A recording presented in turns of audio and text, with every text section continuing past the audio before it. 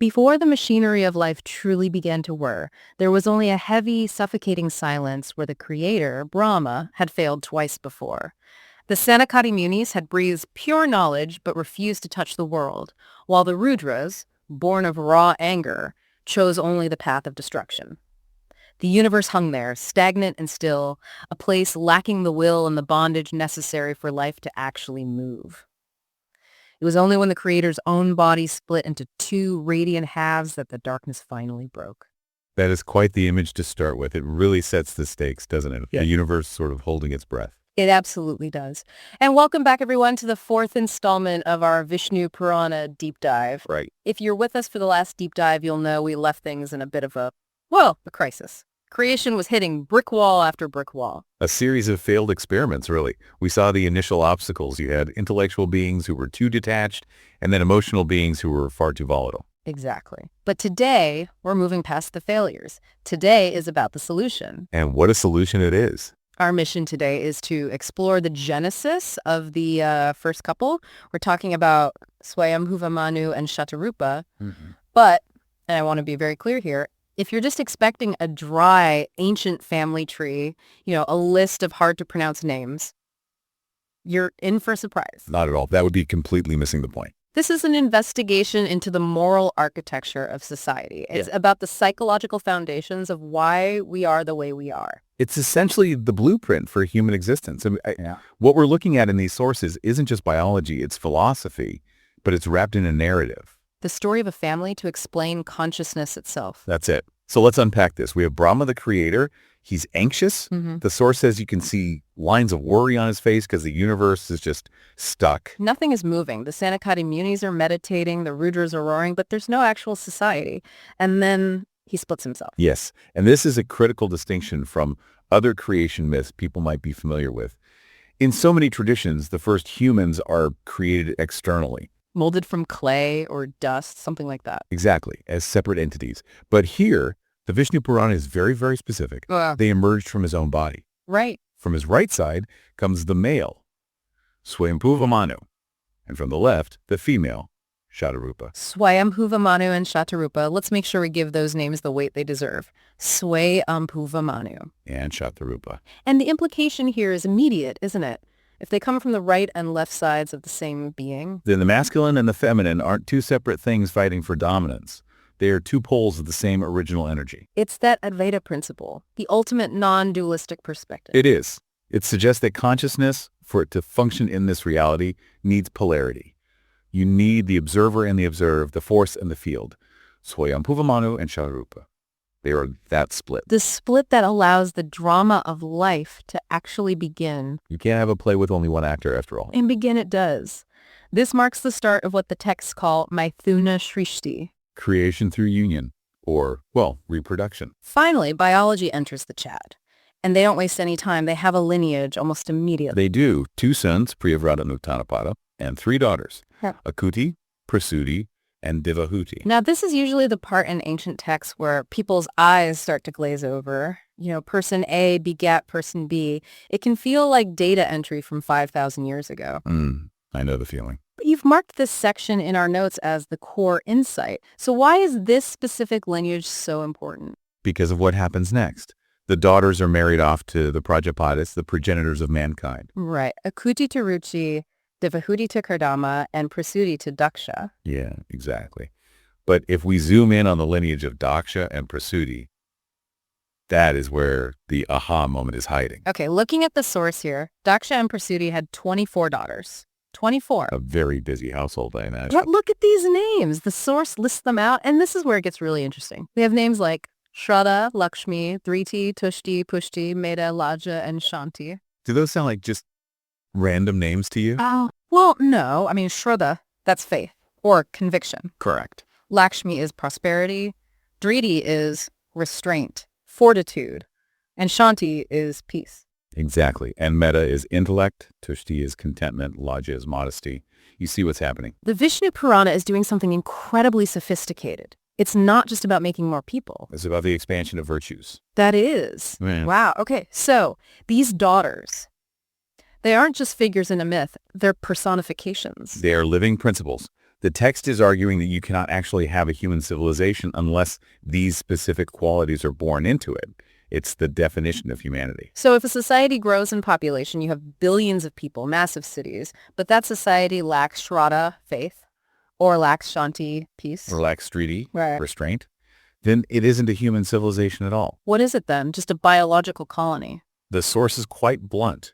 It suggests it would merely be a group of rakshasas, of demons. That just reframes the entire modern idea of progress, doesn't it? We measure progress by GDP or internet speed. And this is saying, no, check your driti levels, check your tushti levels. Check your contentment levels. An entire economic system built on the opposite of contentment, on endless craving. Can you really call that a successful lineage of Manu? It's like a diagnostic tool for a sick society.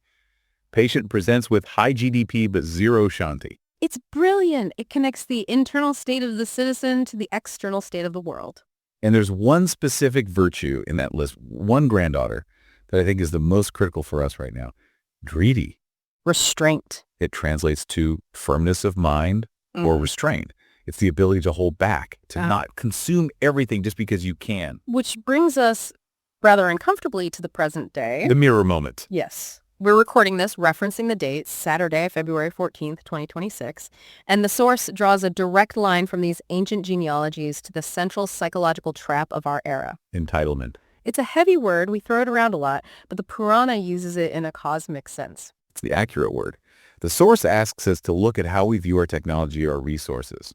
Are they gifts or are they inherent rights? I think for most of us, if the Wi-Fi goes down for 5 minutes, we feel like our fundamental human rights have been violated. Chuckles. Exactly.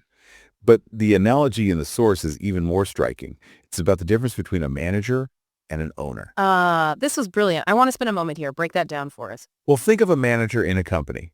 Their job is to steward the resources, to organize, to facilitate growth. They have power, yes, but they know fundamentally that the company does not belong to them. They're custodians. They answer to the board. Correct. Now, what happens the moment that manager starts believing they are the owner? They start thinking the assets are their personal property. Corruption sets in. The institution begins to collapse. Now, apply that to humanity. The source says we've forgotten we are dharmadarshis, trustees of this planet, of our bodies, of our wealth, but we act like owners. This land is mine. This power is mine. That is the root of the fall. And this is where the genealogy of Manu becomes a safeguard. Remember those daughters.